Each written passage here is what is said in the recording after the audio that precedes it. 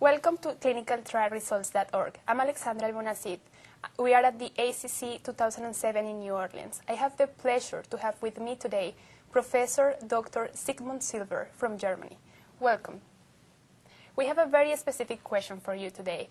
What are the perspectives of the use of drug-eluting stents in Europe? Europe is a big part of the world, and there's a huge difference between the individual countries. We have countries with a very high usage of drug-eluting stents, like Switzerland and Portugal. Then there's a medium range. Medium means 60% drug-eluting stent usage. High usage was about 90%. The medium range is, let's say, Great Britain, and there's a country which has the lowest usage of drug-eluting stents, which is, unfortunately, Germany, with a usage of about 30%. The reason why there's such a huge differences in individual countries is that they have different budgetarian system, different reimbursement systems. So until, let's say, half a year ago, the penetration rate of drug-eluting stents was strictly depending on the reimbursement system. But now with these more critical questions coming up with drug-eluting stents, like how does it affect late prognosis, late stent thrombosis, mortality, infarction rate, and so on, I think it will level off between the countries, and probably the average rate will be in the range of, I guess, 40–50%, depending upon the indications.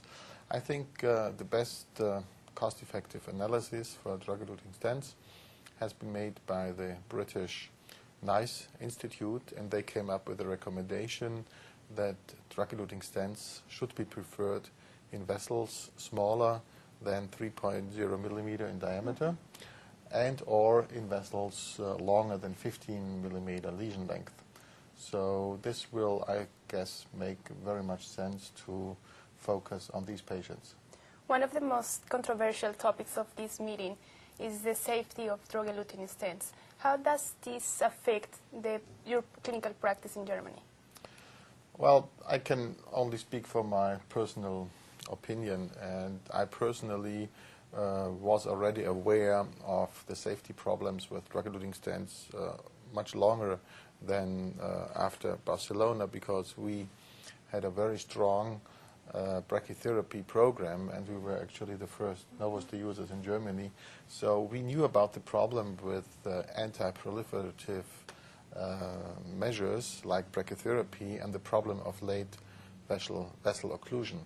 So we actually, when we started using drug-eluting stents, we already knew that. So we gave prolonged clopidogrel usage, let's say, like at least 6 months right from the beginning. Although for the Cypher stent, it was always recommended to give it for 3 months. We gave it for 6 months, and in many patients, we gave it for a year. So in our personal experience, the problem of late stent thrombosis is there, period. So what doses of Plavix you use? We're using the standard dose of 1 tablet a day. Some people are now recommending 2 tablets a day if the lab tests are borderline or platelet aggregation inhibition less than 10%. But I think the laboratory tests are not totally ready for everyday practice. So if you are using drug-eluting stents in not every patient, but if you use it, you make sure the patient is really taking the Plavix or clopidogrel, then in most of the patients, I think they will be safe. The only problem is, and nobody knows, when to discontinue clopidogrel therapy. Okay. It was very nice to have you today with us. Thanks a lot for coming and for participating with us to clinicaltrialresults.org. Thank you.